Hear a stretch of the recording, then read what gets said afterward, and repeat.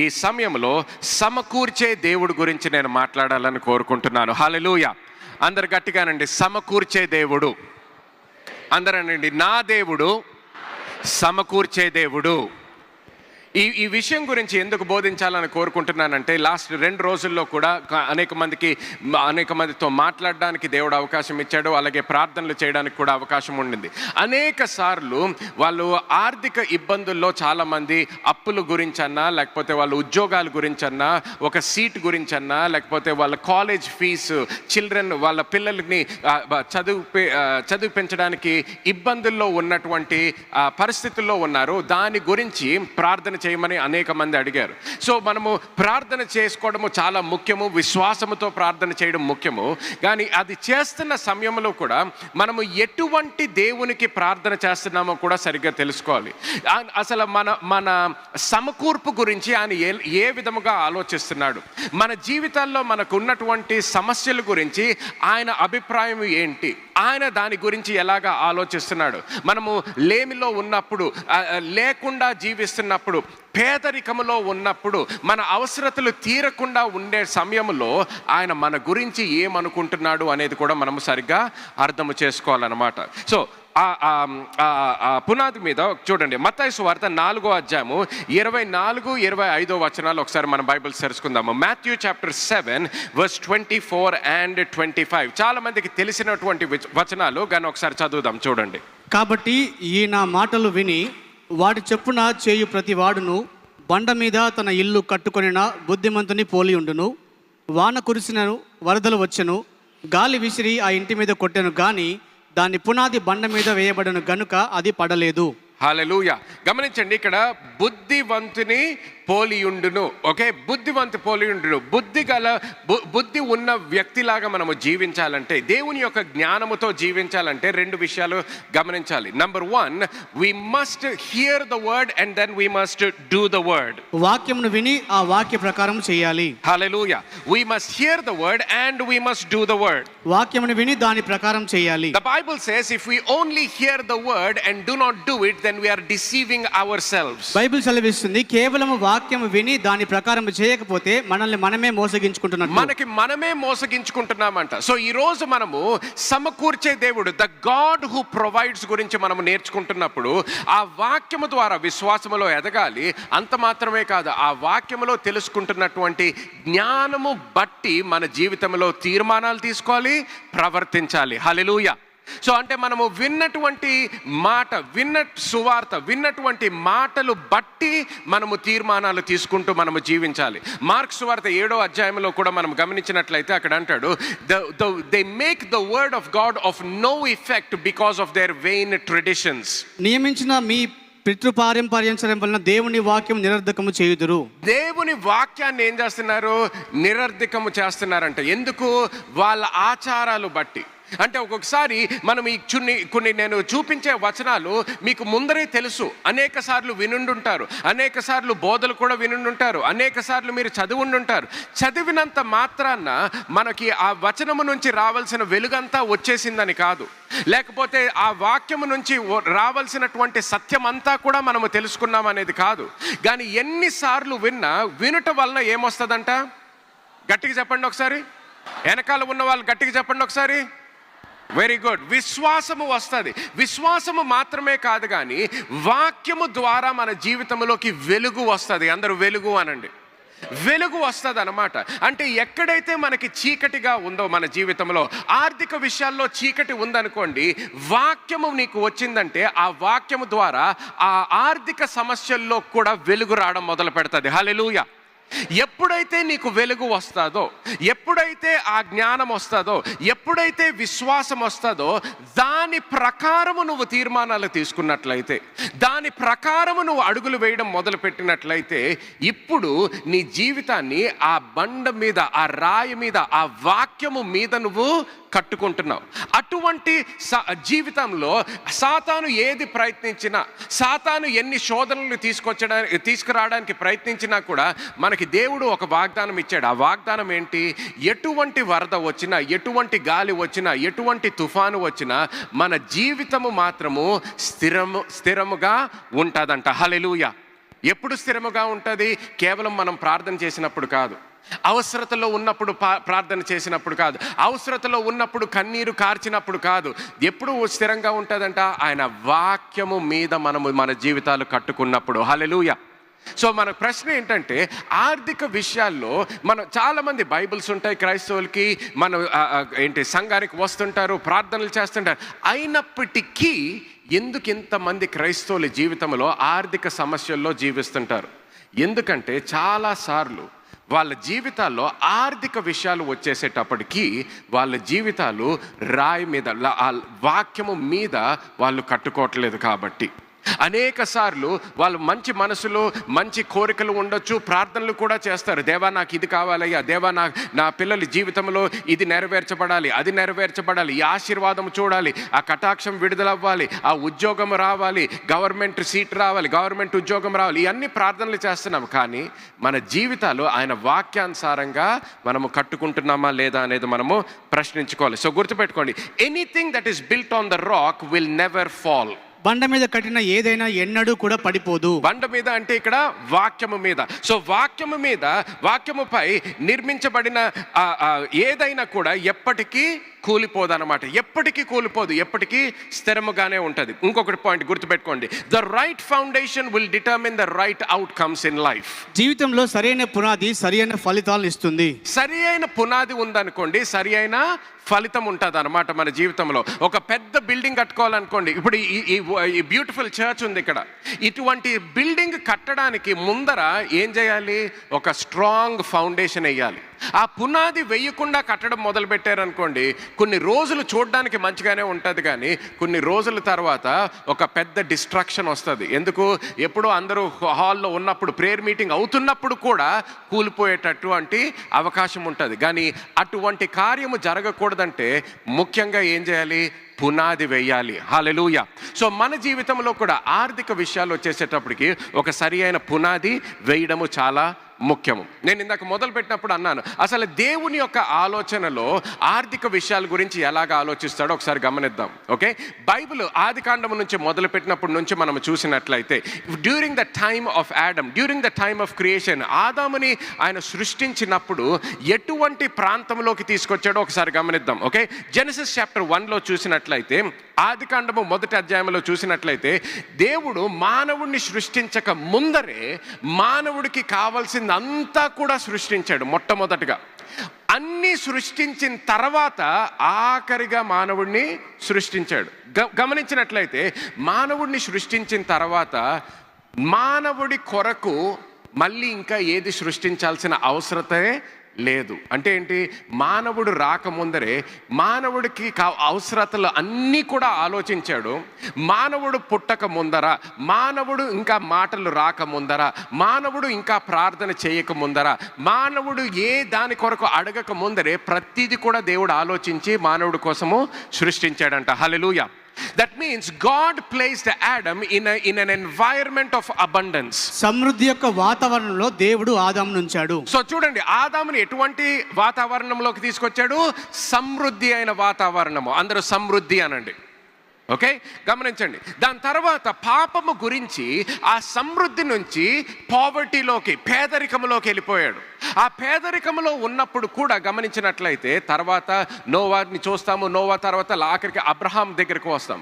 Abraham జీవితంలో మళ్ళీ ఏ ఆశీర్వాదం అయితే దేవుడు ఆదాము మీద పలికాడో, ఆది కాండం 1వ అధ్యాయం 26వ వచనం నుంచి మనం చదివినట్లయితే ఆదాము మీద ఆయన ఆశీర్వాదం పలకడం చూస్తాం. ఏ ఆశీర్వాదం అయితే అక్కడ ఆదాము మీద పలికాడో అదే ఆశీర్వాదము, అటువంటి ఆశీర్వాదం మళ్ళీ అబ్రహాము జీవితంలో మనము చూస్తాము. సో చూడండి, ఆదాము ఆశీర్వాదము కొరకు అడగలేదు, అడగకుండానే దేవుడే ఆదాముని ఆశీర్వదించాడు. హల్లెలూయా. ఓకే, దేవుడే ఆశీర్వదించాడు. ఆదాము అడగక్కర్లేదు, అడగక ముందరే దేవుడు ఆశీర్వదించాడు. అబ్రహాము జీవితంలో మరి ఒకసారి గమనించినట్లయితే, అబ్రహాముని దేవుడు ఎన్నుకున్నప్పుడు ఆది కాండము 12వ అధ్యాయంలో మనం చూసినట్లయితే మొట్టమొదటిసారి అబ్రహాముతో దేవుడు మాట్లాడడం మొదలు పెడతాడు. అబ్రహాముతో మాట్లాడడం మొదలుపెట్టినప్పుడు కూడా మొట్టమొదటిసారి ఆయన మాట్లాడిందే ఏంటి? ఆయన మీద ఆశీర్వాదము పలుకుతాడు. అందరూ ఆశీర్వాదము అనండి. ఆశీర్వాదం పలుకుతాడు. సో ఇప్పుడు ఆదాము ఒకప్పుడేమో మొట్టమొదటి నుంచి సమృద్ధిలో జీవించేవాడు, కానీ సమృద్ధి నుంచి పేదరికంకు వచ్చాడు. కానీ అబ్రహాము జీవితంలో 75 సంవత్సరాలు అయినా కూడా ఆయన జీవితంలో ఇంకా ఏమీ సంపాదించలేదు, ఏమీ చేయలేదు ఆయన జీవితంలో. అటువంటి సమయంలో దేవుడు ఆయన జీవితంలోకి వచ్చాడు. దేవుడు ఆయన జీవితంలోకి వచ్చి మళ్ళీ అబ్రహాము జీవితంలో కూడా ఆశీర్వాదము పలకడము మనం చూస్తాం. అబ్రహాము జీవితం తర్వాత ఆయన సంతానము Abraham, Isaac and Jacob, Abraham, ఇస్సాకు, యాకోబు, ముగ్గురి జీవితంలో కూడా ఏ ఆశీర్వాదం అయితే దేవుడు అబ్రహాము మీద పలికాడో అదే ఆశీర్వాదం ఇస్సాకు జీవితంలో చూస్తాము. ఇస్సాకు జీవితం తర్వాత యాకోబు జీవితంలో కూడా అదే ఆశీర్వాదము మనము చూడగలం అన్నమాట. దాని తర్వాత పాత నిబంధన అంతా చూసిన తర్వాత, అంతా అయిన తర్వాత ఇశ్రాయేలు దేశంలో కూడా దేవుడు వాళ్ళకి ఎలాగ సమకూర్చాడో మనము చూస్తాము. దాని తర్వాత నూతన నిబంధనలోకి వస్తాం. యేసుక్రీస్తు యొక్క జీవితాన్ని ఒకసారి గమనిద్దాం. యేసుక్రీస్తు జీవితాన్ని గమనించినట్లయితే ఆయన he was Born in a manger, ఆయన పశువుల శాలలో జన్మించాడు. ఓకే, అటువంటి స్థలంలో జన్మించినా కూడా ఆయన చిన్న పిల్లవాడిగా ఉన్నప్పటికీ రాజులు, జ్ఞానులు ఆయన్ని వెతుక్కుంటూ వచ్చి వాళ్ళు ఏం తీసుకొచ్చారు? బహుమానాలు తీసుకొచ్చారు. వాళ్ళు బహుమానాలు తీసుకొచ్చినప్పుడు ఏదో చిన్న గుర్రాన్ని తీసుకొచ్చి లేకపోతే ఒక 2 బాల్స్ తీసుకొచ్చి ఆడుకో అని చెప్పలేదు. వాళ్ళు తీసుకొచ్చింది ఏంటి? The Bible says that they brought gold, frankincense and మర్, బంగారము, సాంబ్రాణి, బోలం తీసుకొచ్చారు. They brought some of the most expensive gifts anybody could receive during that time. ఆ కాలంలో ఎవరైనా పొందబోయే అతి ఖరీదైన వస్తువులు ఆయన స్వీకరించాడు. గమనించండి. దాని తర్వాత యేసుక్రీస్తు జీవితంలో గమనించినట్లయితే మొట్టమొదటి అద్భుతం ఆయన జీవితంలో ఎక్కడ జరిగింది? కానా విందులో జరిగింది. అక్కడ కూడా పరిస్థితి ఏంటి? వాళ్ళకి అక్కడ తాగడానికి ద్రాక్ష రసము అయిపోయింది అనమాట. అటువంటి సమయంలో వాళ్ళ తల్లి వచ్చి ఇక్కడ ద్రాక్ష రసం అయిపోయింది అంటాడు. అంటే ఏంటి? ఎటువంటి పరిస్థితి? లేమి, అంటే వాళ్ళకి సరిపోదు. గమనించండి, ఎవరిదన్నా మన బంధువులు పెళ్ళి అవుతుంది అనుకోండి, అటువంటి సమయంలో అన్నం సరిపోవట్లేదంట, కూరలు సరిపోవట్లేదంట, నీళ్లు సరిపోవట్లేదంట, తాగడానికి జ్యూస్ సరిపోవట్లేదంట, ఎవరన్నా సంతోషంగా ఉంటారా? లేదు. ఎందుకంటే మనం ఏ పెళ్ళి గురించి, ఎటువంటి ఫంక్షన్కి వెళ్ళినా, ఏ మ్యారేజ్ ఫంక్షన్కి వెళ్ళినా ఆఖరికి అందరు దేని గురించి మాట్లాడతారు? దేని గురించి చెప్పండి? పెళ్లి కొడుకు గురించి కాదు, పెళ్లి కూతురు గురించి కాదు, ఆఖరిగా మాట్లాడేది దేని గురించి? భోజనాల గురించి. ఓకే, సరిగ్గా పెట్టారా? అందరికీ సరిపోయేంత ఉండిందా? టేస్ట్ బాగుండిందా? సో వాళ్ళు ఎంత గ్రాండ్గా చేసుకున్నా ఆఖరికి తాగడానికి వాళ్ళకి అక్కడ గ్రేప్ జ్యూస్ లేదు అనేది అటువంటి పరిస్థితి వచ్చిందంటే వాళ్ళకి అవమానపరం అయినటువంటి పరిస్థితి అన్నమాట. సో ఇప్పుడు సంతోషంగా ఉండేటటువంటి సమయము ఇప్పుడు వాళ్ళు టెన్షన్లో ఉన్నారు, దుఃఖిస్తున్నారు అనమాట. అటువంటి పరిస్థితిలో, లోటులోకి వెళ్ళినప్పుడు, లేమిలో ఉన్నప్పుడు, అటువంటి పరిస్థితిలో గుర్తుపెట్టుకోండి, మొట్టమొదటి మిరకల్ యేసుక్రీస్తు చేసింది ఎవరికో గుడ్డివాడికి చూపునివ్వడము కాదు, ఓకే, లేకపోతే ఎవరికో అనారోగ్యముతో ఉంటే వాళ్ళని స్వస్థపరిచింది కాదు. గుర్తుపెట్టుకోండి, వాళ్ళకి అక్కడ నీళ్లు ఉన్నాయి, నీళ్లు లేకపోవడం కాదు. ఇప్పుడు ఎవరో చనిపోతారు అనేటటువంటి పరిస్థితి కూడా కాదు. వాళ్ళకి లేనిదేంటి? ద్రాక్ష రసము లేదంతే, నీళ్లు లేవని కాదు. ఇప్పుడు ఆ అద్భుతము చేయకపోతే ఎవరో మరణిస్తారనేది కాదు. కానీ ఏంటి? దేవుడు యేసుక్రీస్తుని ఇక్కడికి, తండ్రి యేసుక్రీస్తుని ఇక్కడికి లోకానికి ఎందుకు పంపించాడంట? మనకి సమృద్ధి అయిన జీవం ఇవ్వడానికి వచ్చాడంట. హల్లెలూయా. సమృద్ధి అయిన జీవము. సమృద్ధి అయిన జీవం అంటే కేవలము మన ఆత్మీయ విషయాల్లో గురించి కాదు, ప్రతి విషయంలో కూడా మనము సమృద్ధిలో జీవించాలని కోరుకుంటున్నాడు. అందుకనే ఆ సమయంలో ఆయన ఏమంటాడు? My time has not yet come, నా సమయం ఇంకనూ రాలేదు. యేసుక్రీస్తు ఏమంటాడు? నా సమయం ఇంకా రాలేదు అంటాడు. ఈ అద్భుత కార్యములు చేసే సమయం రాలేదు, నా పరిచర్య మొదలు పెట్టుకునే సమయం రాలేదు. కానీ అటువంటి సమయంలో కూడా తల్లి ఏమంటది? ఆయన ఏం చెప్తే అది చెయ్యండి అంటది. వినండి, ఆయన ఏం చెప్తాడో మీరు వినండి. విన్న తర్వాత ఆయన చెప్పినది మీరు చెయ్యండి. చెప్పింది చేస్తే ఏమవుతుంది? ఇందాక మత్తయి సువార్త 7వ అధ్యాయంలో చూసాము, రాయి మీద వాళ్ళ జీవితాలు కట్టుకోవడం జరుగుతుంది. హల్లెలూయా. సో అటువంటి సమయంలో వాళ్ళకి లేమి సమయంలో ఏం జరిగింది? వాళ్ళు విన్నారు, వాళ్ళు విన్నది చేశారు కాబట్టి ఇప్పుడు సమృద్ధిలోకి వచ్చారు. హల్లెలూయా. అప్పుడు ద్రాక్షారసం ఇచ్చినప్పుడు కూడా ఎటువంటి ద్రాక్షారసం అంట? అన్నిటికైనా శ్రేష్టమైనటువంటి ద్రాక్షారసము వాళ్ళు అనుభవించడం జరిగింది. హల్లెలూయా. అలాగే యేసుక్రీస్తు జీవితంలో వేరే పరిస్థితుల్లో కూడా ఒకసారి ఇలాంటి పెద్ద మీటింగ్ జరుగుతున్నప్పుడు 1000 మంది ఉన్నారు. ఇప్పుడు ఆకలేస్తుంది అందరికీ. శిష్యులు ఏమన్నారు? ఎవరిని వాళ్ళ ఇంటికి పంపించేద్దాము అంటారు. కానీ యేసుక్రీస్తు ఆకలితో ఉన్న వాళ్ళని ఆకలితోనే పంపించడానికి రాలేదు, సమృద్ధిగా వాళ్ళని ఆశీర్వదించడానికి వచ్చాడు. హల్లెలూయా. సో ఏం చేశాడు? 5 రొట్టెలు 2 చేపలు తీసుకున్నాడు. 5 రొట్టెలు 2 చేపలు తీసుకొని ఆ 5 రొట్టెలు 2 చేపలని గమనించండి, ఏం చేశాడో? ఆశీర్వదించాడు. 5 రొట్టెలు 2 చేపలు తీసుకొని, అయ్యా నా గురించి మర్చిపోయావా తండ్రి, నీ పనే చేస్తున్నాను కదా, నన్ను ఇటువంటి అవమానపరిచేటటువంటి పరిస్థితిలో ఎందుకు పెట్టావు అని ప్రార్థన చేయలేదు. ఏం చేశాడు? 5 రొట్టెలు తీసుకున్నాడు, 2 చేపలు తీసుకున్నాడు, దాన్ని ఆశీర్వదించి అందరికీ ఇవ్వడం మొదలుపెట్టాడు. వాక్యంలో మనం ఏం చూస్తామో, 1000 మంది అందరూ కూడా ఫుల్గా తిన్న తర్వాత 12 గంపలు మిగిలినాయి అంట. హల్లెలూయా. దేవునికి ఒకసారి గట్టిగా చప్పట్లు కొట్టండి.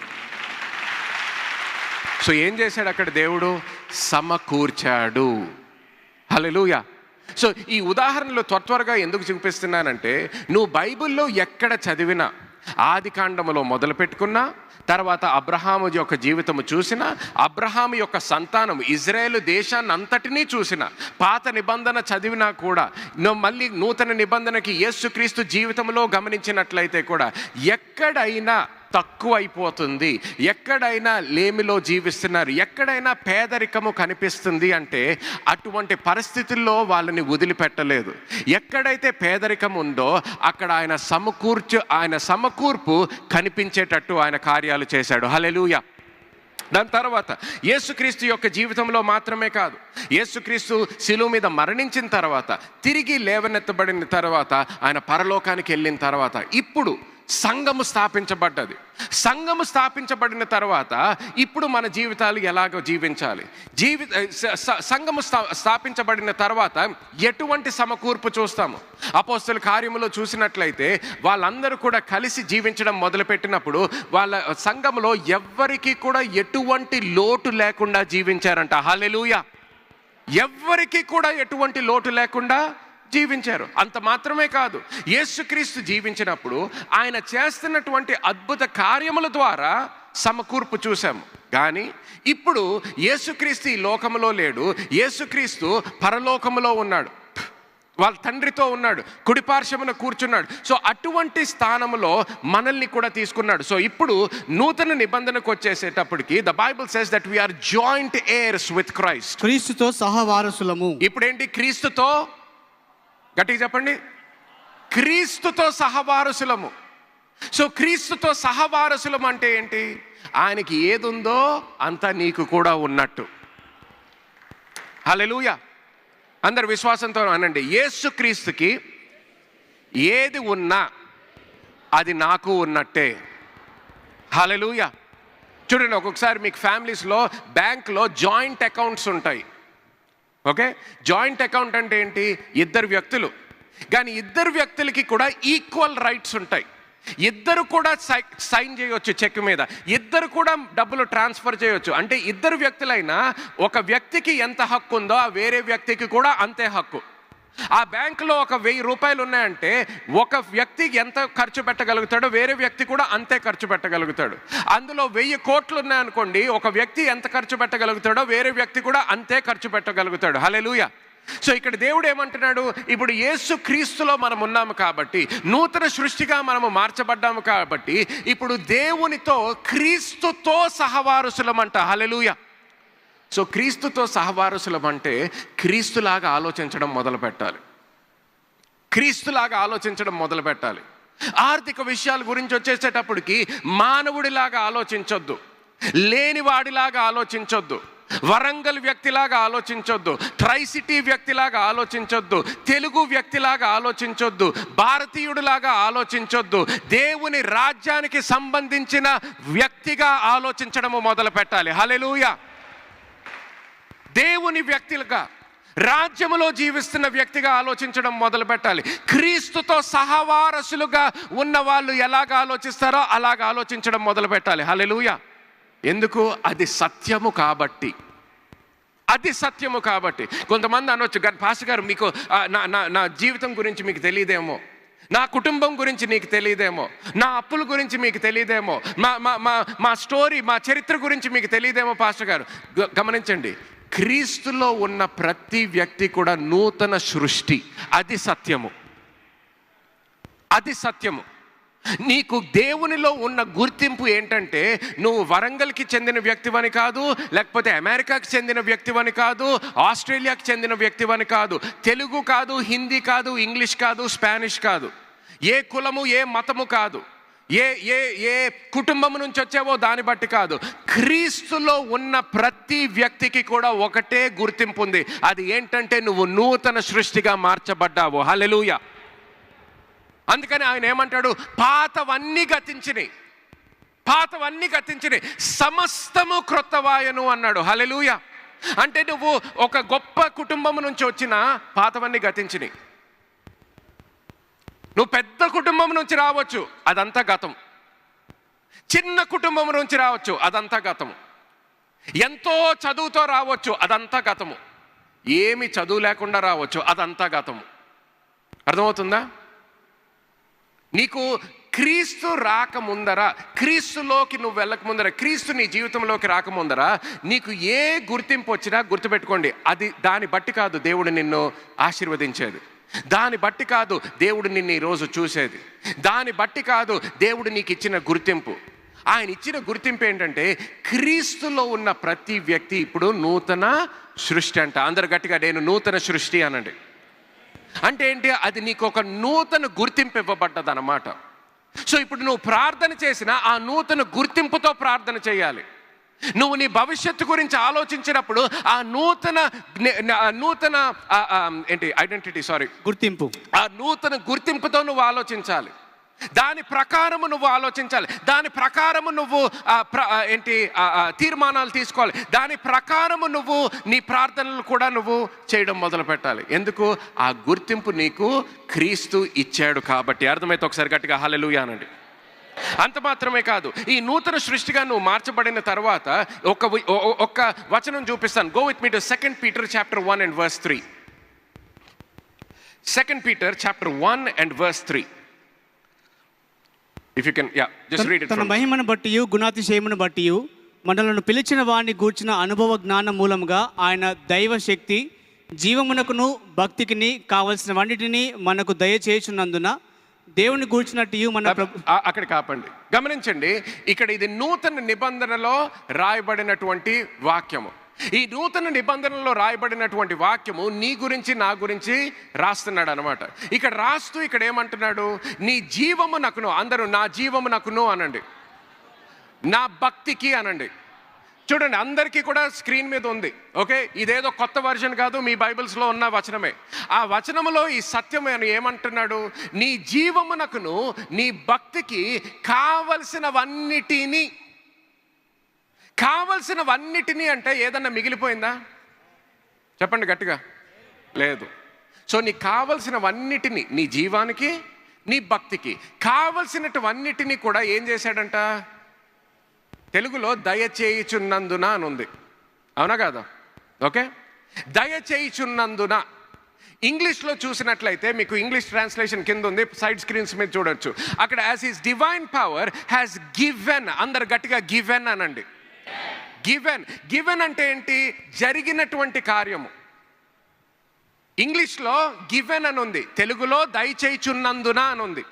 అంటే గ్రీక్లో చూసినట్లయితే ఏమని ఉంటుందంటే, he has given, he is giving, he will always continue to give. అంటే ఇచ్చాడు, ఇస్తున్నాడు, ఎల్లప్పటికీ ఇస్తూనే ఉంటాడంట. హల్లెలూయా. గట్టిగా అందరూ హల్లెలూయా. చూడండి, వాక్యములో ఉన్న సత్యము ఒకసారి మీరు చదివిన తర్వాత మళ్ళీ మతానికి తిరిగి వెళ్ళొద్దు, మళ్ళీ ఆచారానికి తిరిగి వెళ్ళొద్దు. ఒక్కసారి సత్యము చూసిన తర్వాత ఆ సత్యాన్ని నువ్వు స్వీకరించాలి. ఎప్పుడైతే ఆ సత్యాన్ని నువ్వు స్వీకరిస్తావో ఆ సత్యము నీకు స్వాతంత్రం తెస్తుంది. హల్లెలూయా. ఈరోజు నువ్వు ఆర్థిక ఇబ్బందుల్లో ఉన్నట్లయితే, ఈరోజు నువ్వు ఆర్థిక బంధకంలో ఉన్నట్లయితే ఈ సత్యాన్ని నువ్వు స్వీకరించు. ఈ సత్యాన్ని నీ హృదయంలో దాచుకో. ఈ సత్యం, ఆ వాక్యాన్ని, ఆ విత్తనముని నీ హృదయంలో నాటనివ్వు. ఈరోజు రాత్రి ఆ వాక్యము నుంచి పంట వస్తుంది నీ జీవితంలో. హల్లెలూయా. సో గమనించండి, ఇక్కడ ఏమన్నాడు, నీ జీవితానికి నీ భక్తికి కావలసినవన్నీ కూడా మళ్ళీ దయచేయుచున్నందున అని ఉంది. సో నేను గ్రీక్లోంచి ఇంగ్లీష్లోంచి చదివినట్లయితే ఇలాగ అందాము, నీ జీవమునకును నీ భక్తికి కావలసినవన్నీ కూడా దయచేశాడు. హల్లెలూయా. అందరికి అర్థమవుతుంది కదా? వెనకాల ఉన్న వాళ్ళకి అర్థమవుతుందా? ఓకే. దయచేశాడు అంటే నీ జీవితానికి నీ భక్తికి కావలసినవన్నీ, నీ జీవితానికి కావలసినవన్నీ అంటే ఏంటి? నీ నీ నీ ఉద్యోగం అవ్వచ్చు, నీకు వ్యాపారం ఉంటే నీ వ్యాపారంలో సక్సెస్ గురించి అవ్వచ్చు, నీ అప్పులు ఉంటే అప్పుల నుంచి బయటపడాల్సినటువంటి పరిష్కారం అవ్వచ్చు, లేకపోతే నీ పిల్లల్ని స్కూల్కి పంపించాలి, కాలేజ్కి పంపించాలి, ట్యూషన్స్కి పంపించాలి, దానికి అవసరత అవ్వచ్చు. కొంతమంది ఇక్కడ దైవజనులు ఉన్నారు, పాస్టర్లు ఉన్నారు, నాయకులు ఉన్నారు, మీ పరిచర్య బట్టి అవ్వచ్చు.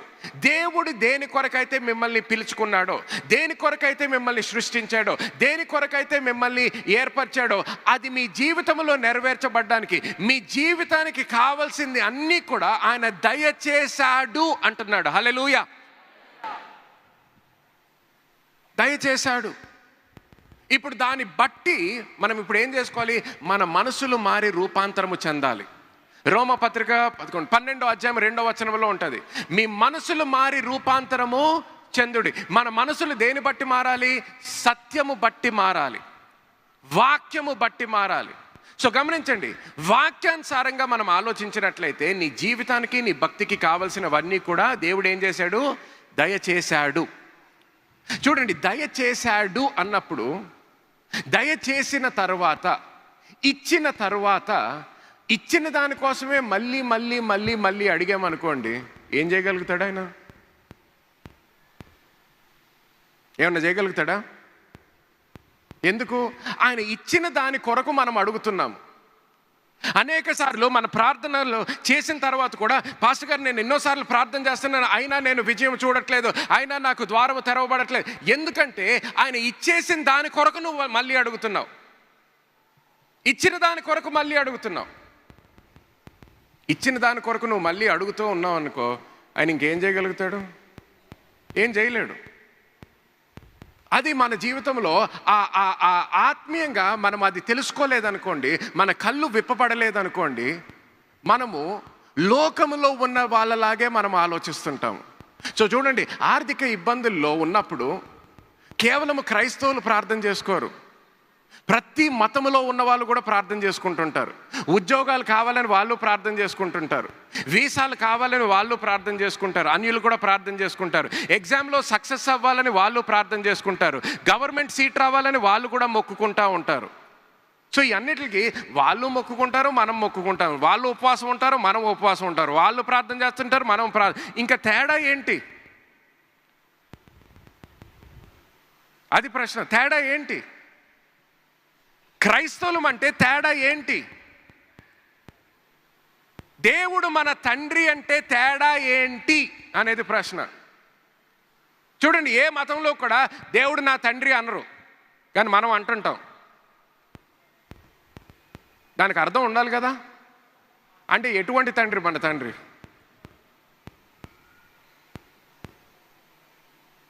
మనకి దేవుడు మన తండ్రి అయినప్పుడు మన అవసరతలు చూసుకోడా, ఆలోచించడా, భవిష్యత్తు గురించి?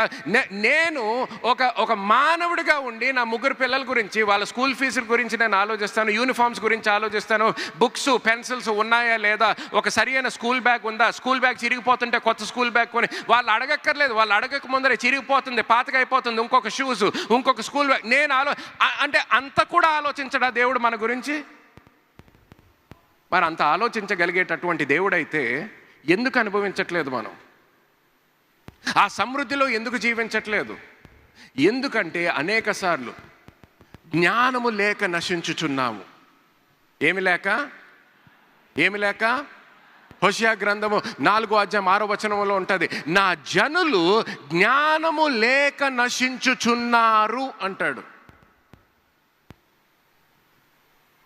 జ్ఞానము లేక నశించుచున్నారు.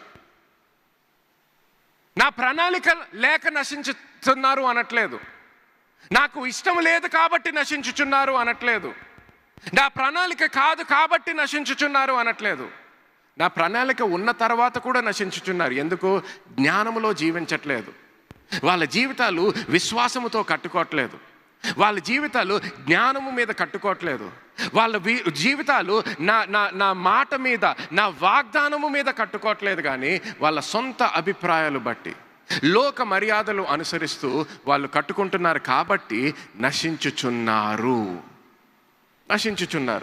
చూడండి, ఆర్థిక విషయాలు చాలామందికి, ఒక 100 మంది క్రైస్తవుల్ని ఒక రూమ్లో తీసుకెళ్ళి వాళ్ళని ప్రశ్నించామనుకోండి, అసలు ఆర్థికం డబ్బు గురించి నీకు ఎవరు నేర్పించారు అంటే 99% ఆఫ్ ద టైం ఎవరో అన్యులు నేర్పించిన దాన్ని బట్టి వాళ్ళు ఆలోచిస్తారు డబ్బు గురించి. ఒక కారు కొనుక్కోవాలంటే ఎవరు నేర్పించారు? ఎలా కారు కొనుక్కోవాలి? లోన్ తీసుకోవాలి. వాక్యంలో ఎక్కడన్నా లోన్ తీసుకొని కారు కొనుక్కోని ఉందా? సో ఎవరు నేర్పించారు మనకది?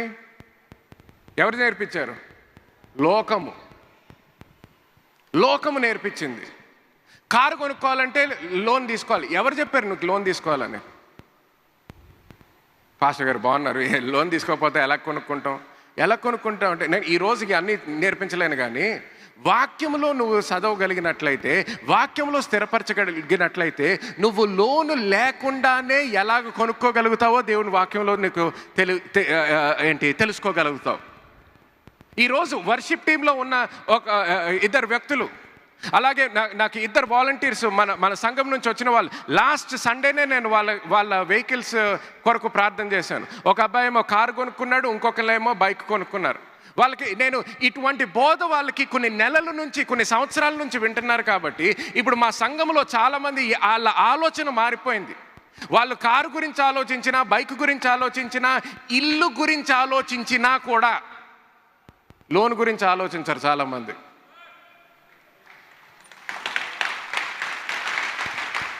లోన్ గురించి ఆలోచించరు. నేను ఎవరి మీద ఒత్తిడి పెట్టను. లోన్ ఎందుకు తీసుకుంటున్నా? ఎవరి విశ్వాసం బట్టి వాళ్ళు జీవిస్తారు. కానీ నేను మాత్రము సత్యము బోధించాల్సినటువంటి ఆ బాధ్యత దేవుడు నాకు ఇచ్చాడు. సో నేను బోధించాల్సింది బోధిస్తాను. లాస్ట్ సండే కార్ కొరకు ప్రార్థన చేసిన తర్వాత ఆ ఫ్యామిలీ భార్య భర్తల కొరకు ఆశీర్వదించాను, కార్ కొరకు ప్రార్థన చేశాను. అంతా అయిపోయిన తర్వాత లాస్ట్లో అన్నాడు ఆ వ్యక్తి, బాలు అని ఇందాక వర్షిప్ టీంలో ఉంటాడు. బాలు అన్నాడు, అన్న ఒక విషయం చెప్పాలన్న. ఏంటి అంటే, అన్న ఎటువంటి లోన్ లేకుండా, మీరు అప్పుడు వాక్యం చెప్పిన తర్వాత నేను అది నమ్మాను, ఏ లోన్ లేకుండా, ఏ పేమెంట్ లేకుండా 1 పేమెంట్తో కార్ అంతా కొన్నామన్నా. హల్లెలూయా. అలాగే ఇంకొక వ్యక్తి కూడా, మన సర్వెంట్ లీడర్, ఆయన కూడా వచ్చి చెప్పాడు, ఒక మంచి బ్రాండ్ న్యూ బైక్ కొనుక్కున్నాడు.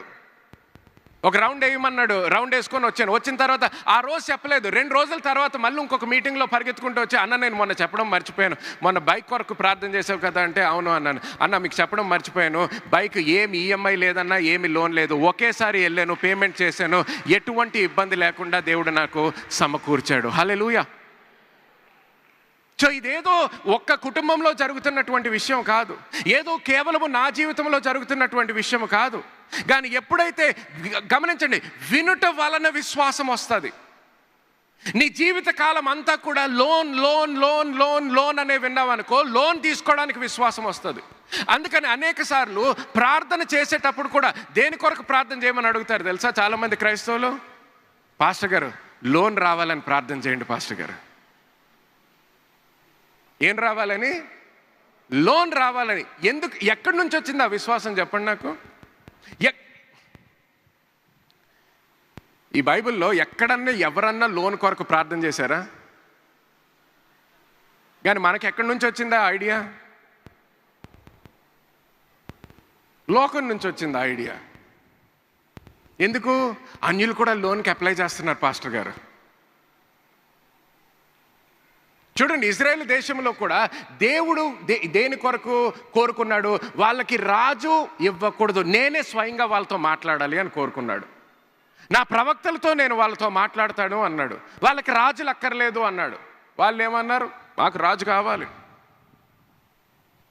మాకు ఏం కావాలి? రాజు కావాలి. ఆయన వద్దన్నా కూడా లేదు, ఆ వేరే దేశాలకి చూడు అందరికీ రాజులు ఉన్నారు, మాకు రాజు కావాలి. సో దేవుడు లాస్ట్కి ఏమన్నాడు? సరే రాజునే ఇస్తాను. ఇప్పుడు మనకి లోన్ గురించి ఎవరు నేర్పించారు? లోకము నేర్పించింది. అంటే వాళ్ళకి లోన్ వచ్చేసింది పాస్టర్ గారు, ఇల్లు కట్టేసుకుంటున్నారు. వాళ్ళకి లోన్ వచ్చేసింది పాస్టర్ గారు, కారు కొనేసుకున్నారు, బైక్ కొనేసుకున్నారు. వాళ్ళకి లోన్ వచ్చేసింది, వాళ్ళ పిల్లల్ని అక్కడ అమెరికాకి పంపించేశారు, యూరప్కి పంపించారు, ఆస్ట్రేలియాకి పంపించారు, చదివిపించేస్తున్నారు. సో నాకు కూడా లోన్ కావాలి పాస్టర్ గారు, మీరు ప్రార్థన చేయండి లోన్ కొరకు. సో ఆఖరికి లోన్ కొరకే ప్రార్థన చేస్తాం. సో దేవుడు ఏమిస్తాడు? లాస్ట్కి లోనే తీసుకుంటాం. కానీ ఆయన వాక్యంలో అన్నదేంటి? నీ జీవమునకు కావలసినవన్నీ కూడా దయచేశాడంట. హల్లెలూయా.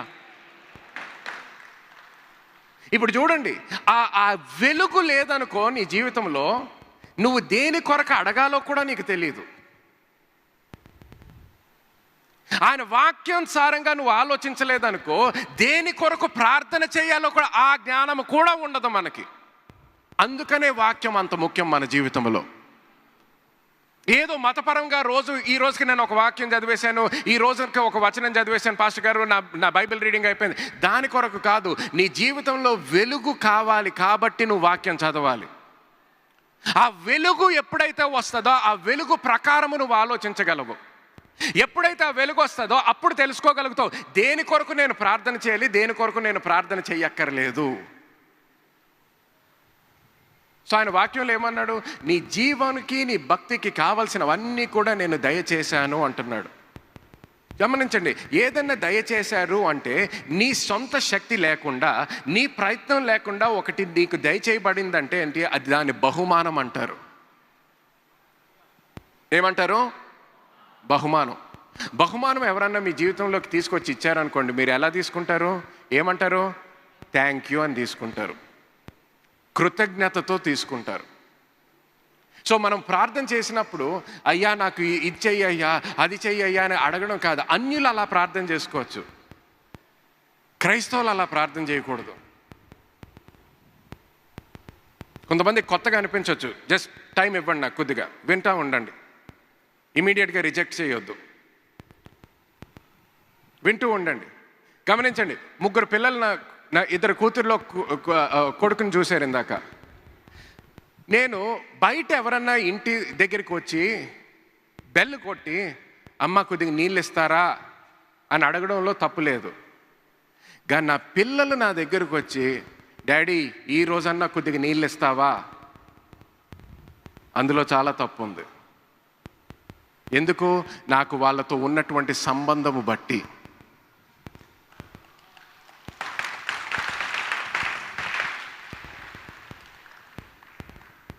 బయట రోడ్డు మీద ఎవరో అడుక్కునే వాళ్ళు ఒక 2 రూపాయలకు అడగడంలో తప్పులేదు, 10 రూపాయలకు అడగడంలో తప్పులేదు. అమ్మ 2 రోజుల నుంచి నేను ఏం తినలేదు, ఏదన్నా ఇవ్వండి అని అడుక్కోవడంలో తప్పులేదు.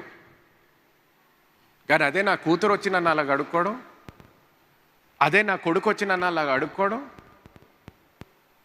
అలాగ అడుక్కుంటున్నప్పుడు మీరు ఎవరన్నా చూశారనుకోండి, నా గురించి ఏమనుకుంటారు? ఎంత మంచి తండ్రే అనుకుంటారా? సో మన గురించి మన జీవితాలు చూసినప్పుడు మన తండ్రి గురించి ఏమనుకుంటున్నారు? చూడండి, లోకంలో క్రైస్తవుల గురించి ఆలోచించినప్పుడు ఎలాగ ఆలోచిస్తారు? ఎలా చూస్తారు మనల్ని?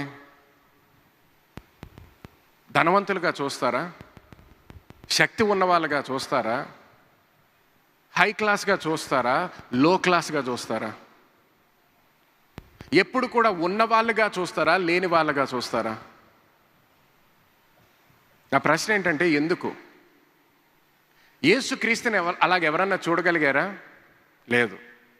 యేసుక్రీస్తుని అలాగెవరు చూడలేకపోతే మనల్ని ఎందుకు చూడాల్సి వస్తుంది? ఎందుకంటే జ్ఞానము లేక నశించుచున్నాము. కొంతమంది పాస్టర్లు ఇలాగా ఆర్థిక విషయాల గురించి మాట్లాడడానికి భయపడతారు. ఎందుకు భయపడతారు తెలుసా? ఒక్కసారి కానీ 2 సార్లు డబ్బుల గురించి ఆర్థిక విషయాల గురించి మాట్లాడడం మొదలు పెడితే జనాలు వాళ్ళ గురించి ఏమంటారో అని భయపడడం మొదలు పెడతారు. డబ్బు గురించి మాట్లాడుతున్నానేమో, నా కొరకు మాట్లాడుతున్నాను అనుకుంటారు పాస్టర్ గారు. అందుకనే ఎందుకు వచ్చిందని నేను డబ్బు గురించి నేను ఎత్తుకోను, డబ్బు గురించి నేను ప్రసంగం చెయ్యను, ఆశీర్వాదం గురించి నేను ఎక్కువ మాట్లాడను. గమనించండి, మాట్లాడకపోతే విశ్వాసము రాదు. మాట్లాడకపోతే జ్ఞానము రాదు, మాట్లాడకపోతే వెలుగు రాదు, మాట్లాడకపోతే వాక్యము విడుదల అవ్వదు. విడుదల అవ్వనంత కాలము అన్యులలాగా ప్రవర్తిస్తాము, అన్యులలాగా ప్రార్థిస్తాము, అన్యులలాగే జీవిస్తుంటాము. కానీ ఎప్పుడైతే ఆ వెలుగు వస్తుందో మన జీవితాలు మార్చబడగలుగుతాయి. హల్లెలూయా! అందరు గట్టిగా హల్లెలూయా అనండి. ఒక ఉదాహరణ చూద్దాం, చూడండి. మొదటి రాజులు 17వ అధ్యాయము, 1 Kings chapter 17. Here we see the story of Elijah. ఏలియా ఒక కథ చూస్తాం ఇక్కడ. And we see how God provides Elijah. ఏలియాని ఎలా పోషించాడో చూస్తాం దేవుడు ఇక్కడ. హల్లెలూయా! ఆశీర్వదించబడుతున్నారా? ఆమేన్. ఓకే, చూడండి. ఎలైజా యొక్క జీవితంలో మనం ఏం చూస్తామంటే, ఇక్కడ మొదటి 2 వచనాల్లో ఆహాబ్ దగ్గరికి వెళ్తాడు. ఆయన దేవుడు చెప్పినటువంటి వాక్యము వానికి విడుదల చేస్తాడు. విడుదల చేసిన తర్వాత 2వ వచనం నుంచి చదవండి. పిమ్మట యెహోవా వాక్కు అతనికి ప్రత్యక్షమై, నీవు ఇచ్చటి నుండి తూర్పు వైపునకు పోయి యోర్దానుకు ఎదురుగానున్న కేరీతు వాగు దగ్గర దాగి ఉండము. ఆ వాగు నీరు నీవు త్రాగుదువు. అచ్చటికి నీకు ఆహారము తెచ్చినట్లు నేను కాకోలములకు ఆజ్ఞాపించితినని అతనికి తెలియజేయగా. హల్లెలూయా! గమనించండి, ఇక్కడ దేవుడు ఒక ఇన్స్ట్రక్షన్ ఇస్తున్నాడు అన్నమాట ప్రవక్తకి. ఏమంటున్నాడు? నువ్వు నేను చెప్పిన పని చేసావు, ఇప్పుడు నువ్వు నేను చెప్తున్నటువంటి వాగు దగ్గరికి వెళ్ళు. అక్కడికి వెళ్ళినప్పుడు అక్కడ నీకు నీళ్లు తాగడానికి నీళ్లుంటాయి, అలాగే ఆహారము కూడా అక్కడ I have commanded the ravens to feed you there అంటాడు. ఆహారం తెచ్చినట్లు కాకోలములకు ఆజ్ఞాపించితిని. హల్లెలూయా! సో గమనించండి, ఇక్కడ ప్రవక్త ఆయన దేవుణ్ణి అడగలేదు. ప్రవక్త దేవుణ్ణి అడగక ముందరే ప్రవక్త ఆయన పని చేస్తున్నాడు కాబట్టి, దేవుని యొక్క పని చేస్తున్నాడు కాబట్టి, ప్రవక్త జీవితము గురించి దేవుడు ముందరే ఆలోచించాడు. అర్థమవుతుందా అందరికీ? ప్రవక్త అడగాల్సిన అవసరత లేదు అక్కడ. ప్రవక్త అడగక ముందరే దేవుడు ఆయన గురించి ఆలోచించాడు. ఇప్పుడు ఏమంటున్నాడు? నువ్వు నేను చెప్పిన పని నువ్వు చేసావు కదా, ఇప్పుడు నేను నీ గురించి ఆలోచించాను, నీ ఆహారం గురించి నేను ఆలోచించాను, నీకు కావలసిన నీటి గురించి కూడా నేను ఆలోచించాను. కానీ ఇప్పుడు ఏం చేయాలి? నువ్వు ఉన్న స్థలంని విడిచిపెట్టి నేను చెప్పుతున్న స్థలానికి వెళ్ళాలి. అంటే ఏంటి? నా వాక్యము విను, నేను చెప్పింది చెయ్యి. మత్తయి సువార్తలో మనం ఏం చదివాము? ఏదైతే వింటామో ఆయన వాక్యము మీద మనము మన జీవితాలు కట్టుకోవాలంట. ఎప్పుడైతే ఆయన ఆ మాట విన్నాడో అక్కడికి వెళ్ళాడు. గమనించండి, అక్కడ ఎలైజా వచ్చేసి అక్కడ దేవునితో వ్యాధించడం మొదలుపెట్టలేదు. అదేంటయ్యా కాకులు వచ్చి నాకెందుకు ఆహారం ఇస్తాయి అని అడగడం మొదలుపెట్టలేదు. అక్కడికి ఎందుకు వెళ్ళాలి, జీవించాలి, నా బంధువులు ఇంటికి వెళ్ళొచ్చు కదా అని మాట్లాడలేదు. దేవుడు ఎక్కడికి వెళ్ళమంటే అక్కడికి మనం వెళ్ళాలి. హల్లెలూయా! సో దేవుడు అక్కడ ఒక ఇన్స్ట్రక్షన్ ఇచ్చాడు. So Elijah goes there. Elijah ఒకసారి అక్కడికి వెళ్ళిన తర్వాత అక్కడ ఏం జరిగింది? దేవుడు చెప్పినట్టే ఆయన అక్కడ ఆశీర్వదించబడ్డాడు. హల్లెలూయా! అబ్రహాము జీవితంలో కూడా గమనించండి, ఆయన ఏమంటాడు? నీ కుటుంబాన్ని విడిచిపెట్టు, నేను చెప్పుతున్న స్థలానికి నువ్వు వెళ్ళు అంటాడు. హల్లెలూయా! ఆయన ఏం చేస్తాడు? ఆయన చెప్పినట్టు ఆయన స్థలాన్ని విడిచిపెడతాడు. ఆయన చెప్పిన దగ్గరికి ఆయన ప్రయాణం మొదలు పెడతాడు. అబ్రహాము ఆశీర్వాదము ఆయన జీవితంలో అనుభవిస్తాడు. ఇక్కడ ఎలైజా జీవితంలో కూడా దాని తర్వాత చూడండి, మన జీవితంలో ఇది నోట్స్ తీసుకుంటున్న వాళ్ళు రాసుకోండి. You must obey God to receive God's provision in your life. నీ జీవితంలో దేవుని సమకూర్పు పొందుకోవాలంటే ఆయన ఆదేశాలకు లోబడాలి. Number 1, obey his word. ఆయన వాక్యానికి లోబడాలి. Number 2, obey the voice of the Holy Spirit. పరిశుద్ధాత్మ దేవుని స్వరానికి విధేయత చూపాలి. ఈ 2 విషయాలు జాగ్రత్తగా గమనించండి. మీ జీవితాల్లో మీరు వర్ధిల్లాలంటే, దేవుని యొక్క సమకూర్పు మీరు అనుభవించాలంటే, ప్రార్థన చెయ్యక ముందర కూడా ఈ 2 పరీక్షించుకోండి. నేను దేవుని యొక్క వాక్యానికి లోబడుతున్నానా లేదా? దేవుని యొక్క వాక్యానికి నువ్వు లోబడకపోతే దేవుని యొక్క సమృద్ధి నువ్వు అనుభవించవు. అలాగే దేవుని యొక్క వాక్యానికి మాత్రమే కాదు, కానీ పరిశుద్ధాత్మ దేవుని యొక్క నడిపింపు బట్టి నువ్వు జీవిస్తున్నావా లేదా? దేవుడు ఎప్పుడన్నా ఈ ఉద్యోగం వదిలిపెట్టేసి వేరే ఉద్యోగం తీసుకో అన్నప్పుడు నువ్వు వదిలిపెట్టగలుగుతున్నావా? ఈ పట్టణం వదిలిపెట్టి వేరే పట్టణానికి వెళ్ళు అన్నప్పుడు నువ్వు పట్టణం వదిలిపెట్టగలుగుతున్నావా? దేవుని యొక్క నడిపింపు బట్టి నువ్వు జీవిస్తున్నావా లేదా? దేవుని యొక్క నడిపింపు, పరిశుద్ధాత్మ దేవుని యొక్క నడిపింపులతో నువ్వు జీవించకపోతే ఆయన సమృద్ధి నువ్వు నీ జీవితంలో అనుభవించలేవు అన్నమాట. తర్వాత చూడండి 8వ వచనం, 5వ వచనం చదవండి. అక్కడ అతడు పోయి యెహోవా సెలవు చొప్పున యోర్దానుకు ఎదురుగానున్న కేరీతు వాగు దగ్గర నివాసం చేసెను. అక్కడ కాకోలములు ఉదయమందు రొట్టెను మాంసమును అస్తమయమందు రొట్టెను మాంసమును అతని యొద్దకు తీసుకొని వచ్చుచుండెను. ఆ. అతడు వాగు నీరు త్రాగుచూ వచ్చెను. 7వ వచనం. కొంతకాలమైన తర్వాత దేశంలో వర్షం లేక ఆ నీరు ఎండిపోయెను. చూడండి, కొంతకాలం తర్వాత ఇప్పుడు ఏంటి, అక్కడ నీరు కూడా ఎండిపోయిందంట. సో ఇప్పుడు అటువంటి సమయంలో ఆయన సొంత ఆలోచనతో ఇంకొక తీర్మానం తీసుకోకూడదు. అటువంటి సమయంలో మళ్ళీ దేవుని యొక్క వాక్యానికి లోబడాలి, దేవుని యొక్క ఇన్స్ట్రక్షన్కి లోబడాలి. సో ఇప్పుడు చూడండి 8వ వచనం చదవండి. అంతటా యెహోవా వాక్కు అతనికి ప్రత్యక్షమై ఇలాగు సెలవిచ్చెను, నీవు సీదోను పట్టణ సంబంధమైన సారేపతు అను ఊరికి పోయి అచ్చట ఉండుము. నిన్ను పోషించుటకు అచ్చటనున్న ఒక విధవరాలికి నేను సెలవిచ్చి తిని. గమనించండి, చాలా జాగ్రత్తగా వినండి. మళ్ళీ ఒకసారి ఇక్కడ ప్రవక్త అడగట్లేదు, కానీ దేవుడు ఏమంటున్నాడు, అక్కడ ఒక విధవరాలికి, అది చదవండి, అక్కడ ఉన్న ఒక విధవరాలికి నేను సెలవిచ్చి తిని. సెలవిచ్చి తిని, సెలవిస్తాను కాదు, ఏమన్నాడు, సెలవిచ్చి తిని. నేను విధురాలతో ఆల్రెడీ మాట్లాడాను నీ గురించి, నువ్వు అక్కడికి వెళ్ళక ముందరే నీ గురించి మాట్లాడాను, నువ్వు అక్కడికి అడుగులు వేయక ముందరే నీ గురించి ఆమెకి చెప్పాను అంటున్నాడు. అందుకనే ఆయన సమకూర్చే దేవుడు, సమకూర్చే దేవుడు. గుర్తుపెట్టుకో, నువ్వు నీ నీ ఇబ్బందుల గురించి ప్రార్థన చేయడం మొదలుపెట్టినప్పుడు ఆయన ఆలోచించడం మొదలుపెట్టలేదు. నువ్వు నీ తల్లి గర్భములో రూపింపబడక ముందరే నీ గురించి ఆలోచించాడు. నీకే కాలేజ్ సీట్ కావాలో ఆయనకి తెలుసు, ఎంత డబ్బు ఖర్చు అవుతుందో తెలుసు, ఏ దేశానికి వీసా ఇవ్వాలో ఆయనకి తెలుసు, ఆ దేశానికి వెళ్ళడానికి ఎంత ఖర్చు అవుతుందో తెలుసు, ఎక్కడ నువ్వు ల్యాండ్ కొనుక్కోవాలో ఆయనకి తెలుసు, ఆ చర్చ్ కట్టడానికి ఎంత డబ్బు అవసరత వస్తుందో ఆయనకి తెలుసు. ప్రతిదీ కూడా సమకూర్చేటటువంటి దేవుడు మన దేవుడు. హల్లెలూయా. ఇది నువ్వు సరిగ్గా అర్థం చేసుకోగలిగినట్లయితే, నా మాటలు చాలా జాగ్రత్తగా వినండి, ఇంకొక 10 నిమిషాల్లో నేను ముగిస్తాను. ఈ సత్యము మనము సరిగ్గా అర్థం చేసుకోగలిగినట్లయితే నువ్వు ఎటువంటి పరిస్థితికి వస్తావంటే నీ జీవితంలో అసలు దేవునికి నువ్వు అడగాల్సిన అవసరత లేకుండా నువ్వు జీవించడం మొదలు పెడతావు. నేను దేవుని మహిమ కొరకు చెప్తున్నాను, గర్వంగా చెప్పట్లేదు, చాలా జాగ్రత్తగా వినండి. ఒక 13 సంవత్సరాలన్న అయింది, 13 to 15 సంవత్సరాలు అవుతుంది ఇప్పుడు. నేను I don't even remember what I asked God far. నేను దేవుణ్ణి అడిగిన ఆ విషయం కూడా నాకు గుర్తులేదు.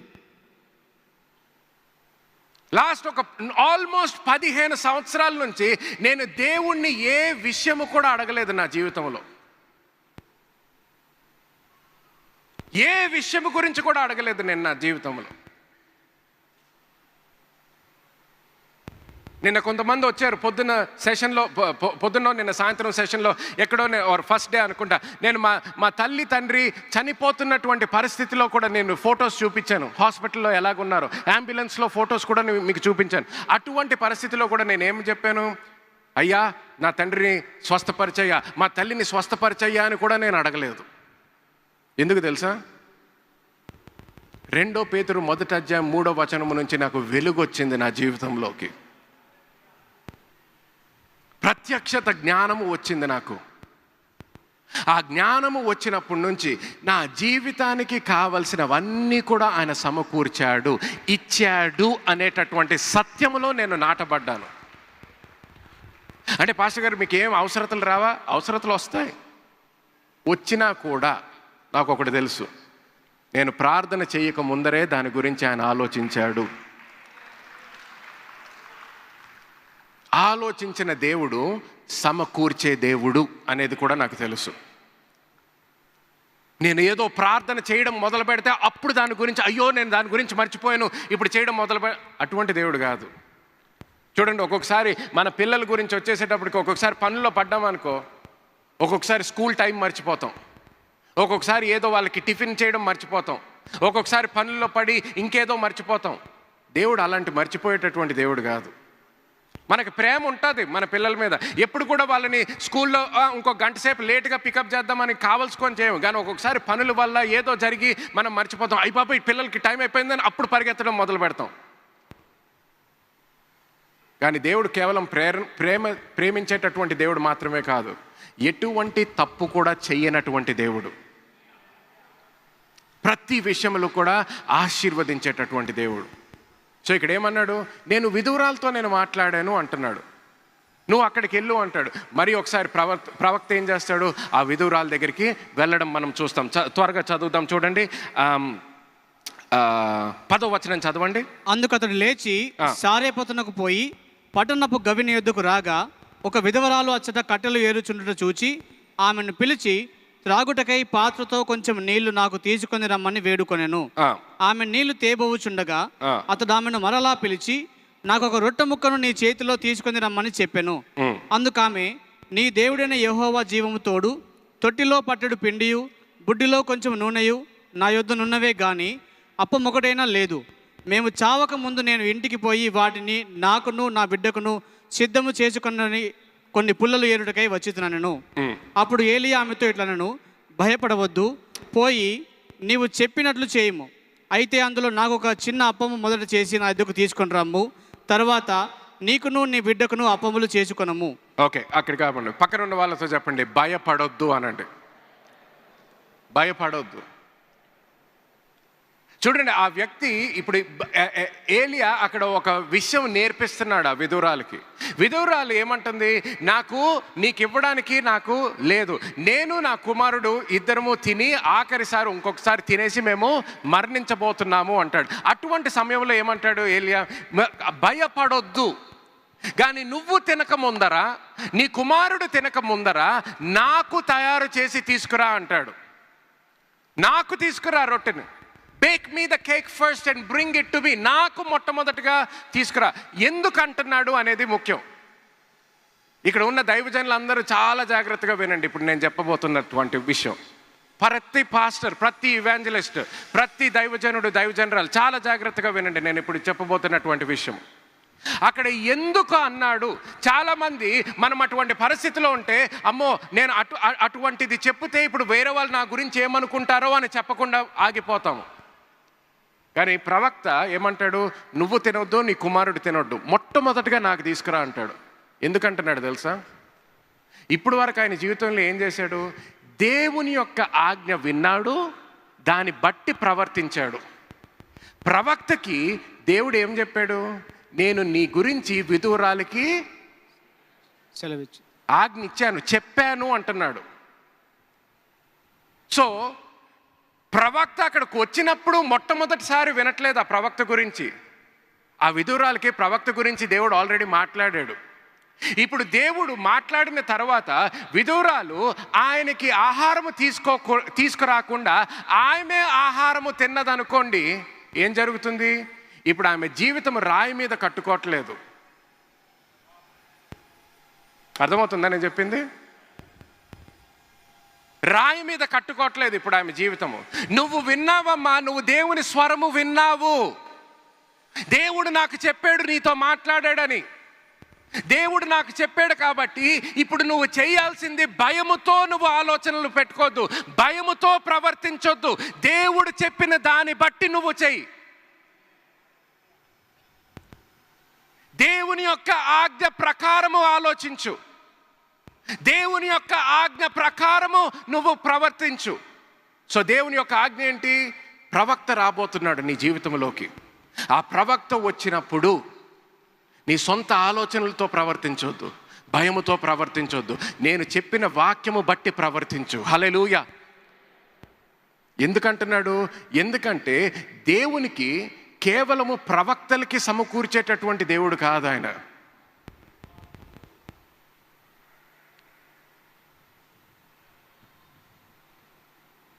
ప్రవక్తలకి, పాస్టర్లకి మాత్రమే సమకూర్చేటటువంటి దేవుడు కాదు, విధురాలకి కూడా సమకూర్చేటటువంటి దేవుడు.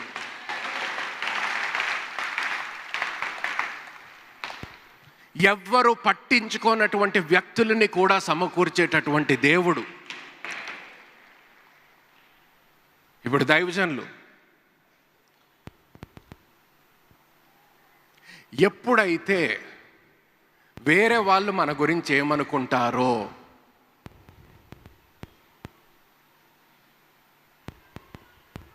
ఏమంటారో, ఏమి కామెంట్లు వదులుతారో అనేటటువంటి భయముతో ఎప్పుడైతే నువ్వు సత్యము ప్రకటించవో నీ గురించి అనేక మంది నాశనం అవుతారు.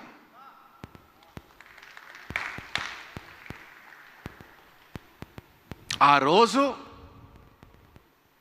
ప్రవక్త అక్కడికి వచ్చిన తర్వాత, సరే అమ్మ నువ్వు విడువరాలివి, నీ చేతిలోంచి నేను తీసుకోవడం ఎందుకు, నీ కుమారుడు అటువంటి పరిస్థితిలో ఉన్నాడు, అటువంటి వాళ్ళ నుంచి నేనెందుకు తీసుకోవాలి, మళ్ళీ నా గురించి ఎంతమంది ఏ విధంగా మాట్లాడతారో అని ఆలోచించుంటే అది నిజంగానే వాళ్ళు ఆఖరిసారి వాళ్ళు తినేవారు. ప్రవక్తలు చేయాల్సినటువంటి కార్యము, పాస్టర్లు చేయాల్సినటువంటి కార్యం ఏంటో తెలుసా? ప్రతి ఒక్కరు వాళ్ళ స్వరము వింటున్న ప్రతి ఒక్కరు కూడా దేవుని వాక్యము మీద వాళ్ళ జీవితాలు కట్టుకోవడానికి మనము సహాయం చేయాలి. ఒక్కొక్కసారి వాళ్ళకి త్వరగా సంతోషం రాకపోవచ్చు, కానీ నువ్వు ఎప్పుడైతే సత్యము ప్రకటిస్తావో ఆ సత్యము వాళ్ళకి వచ్చినప్పుడు మాత్రము స్వాతంత్రం వస్తుంది. అప్పుడు సమకూర్పు వాళ్ళు అనుభవించడం మొదలు పెడతారు.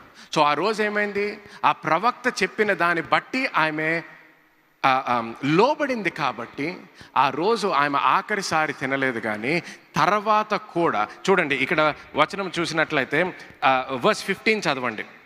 ఇశ్రాయేలు దేవుడని యెహోవా సెలవిచ్చి ఉన్నాడు అనెను. అంతటా ఆమె వెళ్ళి ఏలియా చెప్పిన మాట చొప్పున చేయగా అతడును ఆమె ఇంటి వారును అనేక దినములు భోజనం చేయుచు వచ్చిరి. హల్లెలూయా. అందరి దేవునికి ఒకసారి గట్టిగా చప్పట్లు కొడదాం.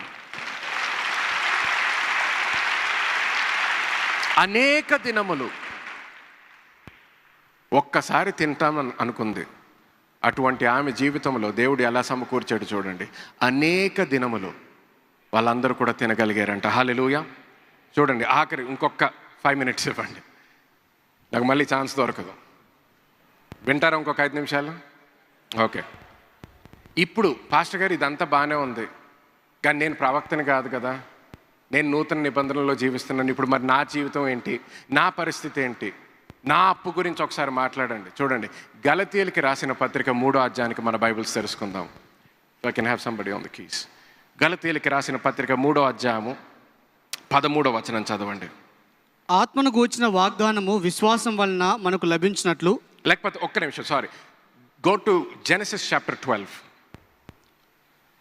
జెనసిస్ చాప్టర్ 12, ఆది కాండము 12వ అధ్యాయము మొదటి 4 వచనాలు చదవండి. అబ్రహాముతో దేవుడు ఏమన్నాడో ఒకసారి గమనిద్దాం. యెహోవా, నీవు లేచి నీ దేశము నుండి, నీ బంధువుల యొద్ద నుండి, నీ తండ్రి ఇంటి నుండి బయలుదేరి నేను నీకు చూపించు దేశమునకు వెళ్ళుము. నిన్ను గొప్ప జనముగా చేసి నిన్ను ఆశీర్వదించి నీ నామమును గొప్ప చేయుదును. నీవు ఆశీర్వాదముగా నుందువు. నిన్ను ఆశీర్వదించు వారిని ఆశీర్వదించదును, నిన్ను దూషించు వారిని శపించదును. భూమి యొక్క సమస్త వంశములు నీ యందు ఆశీర్వదించబడని అబ్రాముతో అనగా యెహోవా అతనితో చెప్పిన ప్రకారము అబ్రాము వెళ్ళెను. హల్లెలూయా. చూడండి, ఈ వచనంలో 5 విషయాలు గమనించాలని కోరుకుంటున్నాను. There are 5 things that God spoke to Abraham in those verses. ఆ వచనాల్లో దేవుడు అబ్రాముతో 5 విషయాలు పలికాడు. Number 1, I will bless you. నిన్ను ఆశీర్వదించెదను. ఓకే, అబ్రహాముతో దేవుడు చెప్పినటువంటి 5 విషయాలు ఆ వచనాల్లో. Number 1, I will bless you. మొదటిది నిన్ను ఆశీర్వదించి. Number 2, you will be a blessing. నువ్వు ఆశీర్వాదంగా ఉండువు. Number 3, anyone that blesses you I will bless. మూడవది నిన్ను ఆశీర్వదించు వారిని ఆశీర్వదించెదను. Number 4, anyone that curses you I will curse. నాలుగవది నిన్ను దూషించు వారిని శపించెదను. And number 5, ఐదవది in you all the families of the earth shall be blessed. భూమి యొక్క సమస్త వంశములు నీ యందు ఆశీర్వదించబడును. హల్లెలూయా. 5 విషయాలు దేవుడు అబ్రహాముతో మాట్లాడాడు ఆ కొన్ని వచనాల్లో. ఈ 5 విషయాలు కూడా అబ్రహాము యొక్క ఆశీర్వాదము అంటాం అన్నమాట. ఈ అబ్రహాము యొక్క ఆశీర్వాదము బట్టి ఈ 12వ అధ్యాయంలో చెప్పిందంతా కూడా 13వ అధ్యాయం నుంచి ఆయన ఎంతో ధనవంతుడిగా మార్చబడ్డాడు అనేది మనము చూస్తాము. ఇప్పుడు మనము నూతన నిబంధనకి వచ్చినట్లయితే గలతీయులకి రాసిన పత్రిక 3వ అధ్యాయము 13వ వచనం ఇప్పుడు చదవండి. ఆత్మను గూర్చిన వాగ్దానము విశ్వాసం వలన మనకు లభించినట్లు అబ్రహాము పొందిన ఆశీర్వచనము క్రీస్తు యేసు ద్వారా అన్యజనులకు కలుగుటకై. హల్లెలూయా. ఏమన్నాడు? మళ్ళీ చదవండి ఆ లాస్ట్ పార్ట్. అబ్రహాము పొందిన ఆశీర్వాదము అబ్రహాము పొందిన ఆశీర్వాదము. ఎవరు పొందిన ఆశీర్వాదము? గట్టిగా చెప్పండి ఒకసారి, మళ్ళీ మూడోసారి గట్టిగా. అబ్రహాము పొందిన ఆశీర్వాదం. ఇప్పుడు చదివాము కదా అబ్రహాము పొందిన ఆశీర్వాదము. ఆ అబ్రహాము పొందిన ఆశీర్వాదము చదవండి. క్రీస్తు యేసు ద్వారా, ఈ క్రీస్తు యేసు ద్వారా అన్యజనులకు కలుగుటకై. అన్యజనులు అంటే ఏంటి? మనం అందరము కూడా అన్యజనులుగా ఉన్నాం ఒకసారి. కానీ ఇప్పుడు క్రీస్తుని మనము ఎప్పుడైతే వెంబడించడం మొదలు పెట్టామో, క్రైస్తవులుగా ఎప్పుడైతే మనము మన జీవితాలు మార్చబడ్డాయో, ఆయన చెప్తున్న సత్యం ఏంటంటే, ఆ క్రైస్తవులుగా మార్చబడినప్పుడు క్రీస్తు ద్వారా ఏ ఆశీర్వాదం అయితే దేవుడు అబ్రహాము మీద పలికాడో అదే ఆశీర్వాదం ఇప్పుడు నీ మీద ఉన్నదంట. హల్లెలూయా. అందుకని ఒక క్రైస్తవుడు దేవుణ్ణి ఆశీర్వదించయ్యా అని ప్రార్థన చేయక్కర్లేదు. ఎందుకు తెలుసా? నువ్వు క్రైస్తవుడికి అయినప్పుడే నీకు ఆశీర్వాదం విడుదలైపోయింది.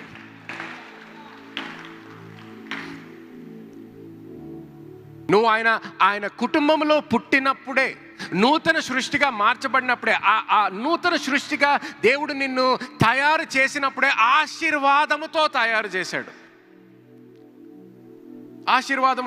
చేశాడు. గమనించండి, ఆశీర్వాదము ఉన్న వ్యక్తులందరూ కూడా దేవుని యొక్క సమకూర్పు అనుభవిస్తారు.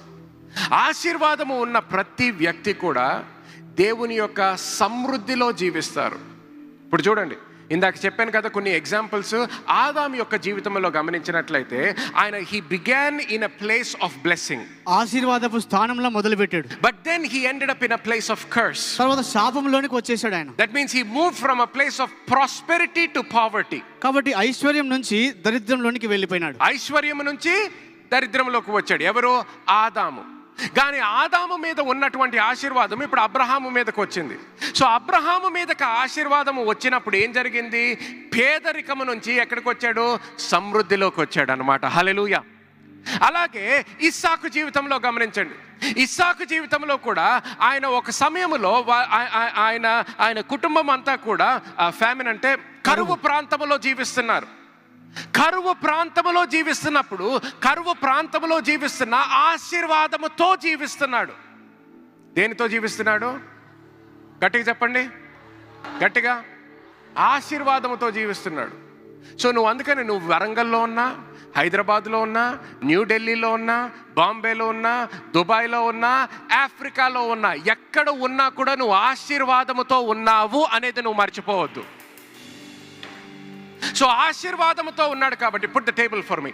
ఆశీర్వాదముతో ఉన్నాడు కాబట్టి ఆయనకి పేదరికములో ఉన్న కొన్ని రోజులు, పేదరికము నుంచి ఎక్కడికి వచ్చాడు? He came to a place of prosperity.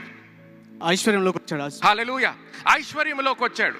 ఇస్సాకు జీవితంలో మాత్రమే కాదు, తర్వాత యాకోబు జీవితంలో కూడా గమనించినట్లయితే మళ్ళీ యాకోబు జీవితంలో కూడా ఆశీర్వాదం ఉన్నది. ఎందుకు? అబ్రహాము మీద ఉన్న ఆశీర్వాదము ఇస్సాకు మీద ఉండింది, ఇస్సాకు మీద ఉన్న ఆశీర్వాదము కూడా యాకోబు మీద కూడా ఉన్నది. యాకోబు జీవితంలో కూడా మనం గమనించినట్లయితే మళ్ళీ ఒకసారి చూస్తాము, ఆయన ఏ పని చేసినా దానిలో వర్ధిల్లాడంట. దేవుని సమకూర్పు చూశాడు, దేవుని యొక్క అబండెన్స్ చూశాడు, సమృద్ధిని ఆయన చూశాడు. జోసెఫ్ జీవితంలో చూసినట్లయితే కూడా అదే చూస్తాము. ఇజ్రాయేల్ యొక్క దేశంలో చూసినట్లయితే కూడా ప్రతిసారి ఎప్పుడైతే దేవుని వాక్యానికి లోబడ్డారో వాళ్ళ జీవితంలో కూడా వాళ్ళు వర్ధిల్లడము చూస్తాము. ఇప్పుడు ప్రశ్న ఏంటంటే, ఆఖరికి వచ్చేసేటప్పటికి మన గురించి, నీ గురించి, నా గురించి, మరి మన గురించి ఏంటి? మీకు ఆ సైడ్ స్క్రీన్స్ మీద కూడా కనిపిస్తుంది, జాగ్రత్తగా చూడండి. ఓకే, సైడ్ స్క్రీన్లో చూసేటప్పటికి ఆఖరికి మీ గురించి వచ్చేసేటప్పటికి ప్రశ్న, మీ జీవితం మీద ఏముంది? అబ్రహాము జీవితం మీద ఏముందో చూసాము, ఆశీర్వాదము. ఇస్సాకు జీవితంలో ఏముందో చూసాము, ఆశీర్వాదము. యాకోబు జీవితంలో ఏదుందో చూసాము, ఆశీర్వాదము. దాని తర్వాత యోసేపు జీవితంలో ఏదుందో చూసాము, ఆశీర్వాదము. తర్వాత ఇజ్రాయేలు దేశము మీద కూడా ఏదుందో చూసాము, అదేంటి? ఆశీర్వాదం. ఇప్పుడు నా ప్రశ్న ఏంటంటే, మీ పైన ఏముంది చెప్పండి. కాన్ఫిడెన్స్తో చెప్పండి, ధైర్యంతో చెప్పండి. విశ్వాసముతో చెప్పండి, నమ్మిన వాళ్ళలాగా చెప్పండి, క్రీస్తులో ఉన్న వాళ్ళలాగా చెప్పండి, క్రైస్తవులలాగా చెప్పండి. సో ఆశీర్వాదం ఉన్నప్పుడు నీ జీవితంలో నువ్వు ఏమనుభవించాలి? దేవుని యొక్క సమకూర్పు అనుభవించాలి, సమృద్ధి అనుభవించాలి, ఆశీర్వాదము అనుభవించాలి. హల్లెలూయా. సో గుర్తుపెట్టుకోండి, సమస్య దేవునిది కాదు. సమస్య సాతాను కూడా తీసుకురాలేడు నీ జీవితంలోకి. ఎందుకు? నీ మీద ఆశీర్వాదం ఉంది కాబట్టి. సో ఇప్పుడు నువ్వు తెలుసుకోవాల్సింది ఏంటంటే, ఆశీర్వాదము ఉన్న వ్యక్తి ఎలాగ ఆలోచించాలో తెలుసుకోవాలి. పేదరికంలో ఉన్న వ్యక్తి ఎలాగ ఆలోచించాలో మీకు తెలుసు. ఇప్పుడు అలాగ ఆలోచించవద్దు. అప్పులు ఉన్న వ్యక్తి ఎలాగ ఆలోచిస్తాడో తెలుసు, కానీ ఇప్పుడు నువ్వు నూతన సృష్టిగా మార్చబడ్డావు. ఇప్పుడు ఆశీర్వదించబడిన వ్యక్తి ఎలాగ ఆలోచిస్తాడో తెలుసుకోవాలి. అందుకనే నీ మనసు మారి రూపాంతరము పొందుడి అన్నాడు. నీ మనసు మారాలి, నీ ఆలోచన మారాలి. ధనవంతునిలాగా ఆలోచించడం మొదలుపెట్టు, సమృద్ధి ఉన్న వ్యక్తిలాగా ఆలోచించడం మొదలుపెట్టు, విశ్వాసముతో ఉన్న వ్యక్తిలాగా ఆలోచించడం మొదలుపెట్టు. అందుకనే యేసుక్రీస్తు జీవితంలో చూడండి, అంత వేల మంది ఉంటే శిష్యులు వచ్చేసేటప్పటికి వాళ్ళు లేమి నుంచి ఆలోచిస్తున్నారు. అందుకని అందరిని పంపించేద్దాం ఇంటికి అంటున్నారు. ఆయన సమృద్ధి, ఆశీర్వాదం నుంచి ఆలోచిస్తున్నాడు. సో తక్కువ ఉన్నప్పటికీ 5 రొట్టెలు 2 చేపలు చూస్తున్నా కూడా ఆయనకేం తెలుసు? నా మీద ఆశీర్వాదం ఉన్నది. ఆశీర్వాదం ఉన్నప్పుడు నీకు ఎంత తక్కువ ఉన్నా దాన్ని నువ్వు ఎక్కువగా చేసుకోగలవు. అందుకనే ఇస్సాకు జీవితంలో ఆయన కరువు ప్రాంతంలో ఉన్నాడు. దేవుడు ఏమన్నాడు? కరువును వదిలేసి ఈజిప్ట్కి వెళ్ళమన్నాడా? లేదు, కరువు ప్రాంతంలోనే ఉండు అన్నాడు. ఎందుకు? కరువులో బతకాలని కాదు. ఎందుకు అండి దేవుడు నన్ను ఇక్కడే ఉండమంటున్నాడు? ఎందుకు తెలుసా? అక్కడ కరువు ఉన్నా నీ ద్వారా ఆ ప్రాంతము మారాలని నిన్ను అక్కడ పెడుతున్నాడు. నువ్వు కరువు అనుభవించాలని కాదు, నీ ద్వారా ఆ ప్రాంతము మార్చబడాలని పెట్టాడు నిన్ను అక్కడ. నీ ద్వారా మార్చబడాలని. నీకు ఎటువంటి పరిస్థితిలో ఉన్నా గుర్తుపెట్టుకోండి, వాక్యము నీకు విడుదల తీసుకురాగలుగుతుంది. ఎటువంటి సమస్యలో ఉన్నా, నువ్వు పరిచర్య చేస్తున్నా, ఉద్యోగము చేస్తున్నా, అక్కడ వ్యాపారము చేస్తున్నా, నువ్వు ఎటువంటి గవర్నమెంట్లో పనిచేస్తున్నా, ఎక్కడ ఉన్నా కూడా నువ్వు వర్ధిల్లాలి. ఎందుకు? అది నీ బాధ్యత. ఒక క్రైస్తవునిగా నీ బాధ్యత అది. నీ బాధ్యత. నీ బాధ్యత మాత్రమే కాదు, అది దేవుని ప్రణాళిక నీ పట్ల. అందుకనే కరువు ప్రాంతంలో ఉండమన్నాడు దేవుడు ఇస్సాకుని. కానీ ఆ కరువు ప్రాంతంలో ఆయన విత్తనము విత్తినప్పుడు 100 పంట వచ్చిందంట ఆయనకి. హల్లెలూయా. అందరం లేచి నుంచుందామండి ఈ సమయంలో. వాక్యాన్ని స్వీకరిస్తున్నారా? ఈరోజు ఆశీర్వదించబడ్డారా? హల్లెలూయా. అందరి చేతులు పైకెత్తండి ఒకసారి. ఒక 2 నిమిషాలు, ఎక్కువ సమయం కాదు, 2 నిమిషాలు దేవునితో మాట్లాడండి. నీ పరిస్థితి గురించి నీకు తెలుసు, దేవునికి తెలుసు. ఇప్పుడు ప్రార్థన చేసుకొని పరిశుద్ధాత్మ దేవుని యొక్క సహాయం కొరకు అడగండి. దేవా, నాతో ఈరోజు మాట్లాడేవయ్యా. దేవా, నీ వాక్యము సత్యమని నేను నమ్ముతున్నాను, సత్యమని నేను స్వీకరిస్తున్నానయ్యా. దేవా, నీ వాక్యానుసారంగా నా జీవితంలో నీ వాక్యము నెరవేర్చబడును గాక అని ప్రార్థన చేయండి. దేవా, నా కళ్ళు విప్పబడాలి, నా చెవులు విప్పబడాలయ్యా. నీ స్వరము నేను వినాలి. ఆజ్ఞాపించు, నేను లోబడతాను. ఆజ్ఞాపించు, దాని ప్రకారము నేను చేస్తాను అని ప్రార్థన చేయండి. హల్లెలూయా, హల్లెలూయా, ప్రైజ్ గాడ్, హల్లెలూయా. స్థిరపరచువాడవు, బలపరచువాడవు, పడిపోయిన చోటే నిలబెట్టువాడవు, బలపరచువాడవు, హెచ్చించువాడవు, మా పక్షము నిలచి జయమిచ్చువాడవు. స్థిరపరచువాడవు, బలపరచువాడవు, పడిపోయిన చోటే నిలబెట్టువాడవు, కనపరచువాడవు, హెచ్చించువాడవు, మా పక్షము నిలచి జయమిచ్చువాడవు. ఏమైనా చేయగలవు, కథ మొత్తం మార్చగలవు, నీ నామముకే మహిమంతా తెచ్చుకొందు. ఏమైనా చేయగలవు, కథ మొత్తం మార్చగలవు, నీ నామముకే మహిమంతా తెచ్చుకొందు. యేసయ్యా యేసయ్యా, నీకే నీకే సాధ్యము.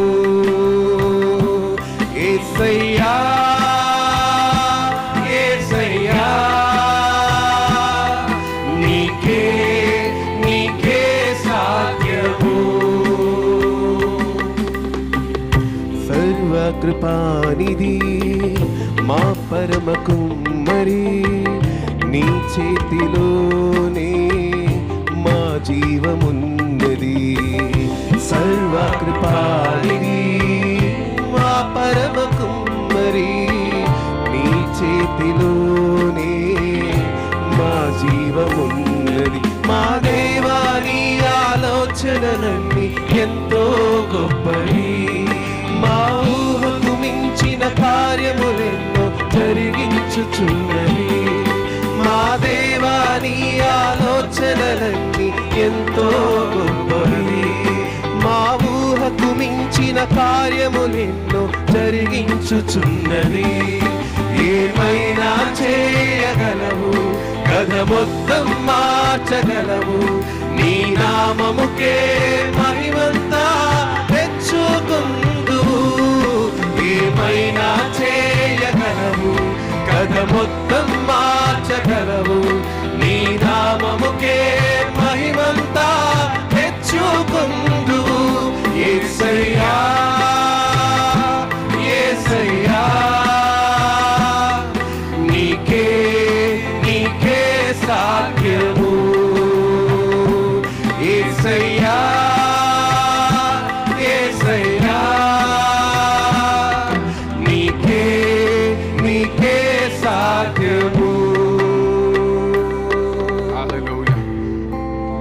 ప్రేమ కలిగిన మా తండ్రి దేవా, ఇక్కడ ఉన్న వాళ్ళందరి కొరకు ప్రార్థిస్తున్నానయ్యా. ఈ వాక్యము ద్వారా వాళ్ళు బలపరచబడాలని ప్రార్థిస్తున్నాను. నీ వాక్యము ద్వారా వాళ్ళు స్థిరపరచబడాలని ప్రార్థిస్తున్నాను. దేవా, నువ్వు ఏదైనా చెయ్యగలవు అని నమ్ముతున్నామయ్యా. దేవా, ఏ కార్యములైతే వాళ్ళ జీవితంలో జరగాలో ఈ వాక్యము విడుదలైనటువంటి విధానములో దేవా గొప్ప కార్యములు జరుగును గాక అని ప్రకటిస్తున్నాము తండ్రి. ప్రతి ఒక్కరి జీవితాలు మార్చబడును గాక అని ప్రకటిస్తున్నాము తండ్రి. దేవా, ఎక్కడైతే ప్రత్యేకంగా ఆర్థిక ఇబ్బందుల్లో ఎవరైతే ఉన్నారో వాళ్ళ జీవితాలు యేసుక్రీస్తు నామములో ఈ రోజు నుంచి మార్చబడును గాక అని ప్రార్థిస్తున్నాము. దేవా, అద్భుతమైనటువంటి రీతిలో అప్పులు కూడా దేవా, అప్పుల నుంచి విడుదల ప్రకటిస్తున్నాము దేవా. డెట్ క్యాన్సిలేషన్ ప్రకటిస్తున్నాము దేవా. అప్పులు కంప్లీట్గా కొట్టివేయబడును గాక అని ప్రకటిస్తున్నాము తండ్రి. దేవా, మరి ఒకసారి ఈ 3 రోజుల్లో నువ్వు చేసిన గొప్ప కార్యములు బట్టి కృతజ్ఞతలు చెల్లిస్తూ ప్రతి ఒక్కరి మీద నీ ఆశీర్వాదము, కటాక్షము, నీ నీ నీ కాపుదల ప్రకటించి యేసుక్రీస్తు నామంలో ప్రార్థిస్తున్నాము తండ్రి. Amen and amen. దేవునికి ఒకసారి గట్టిగా చప్పట్లు కొడదామండి. హల్లెలూయా.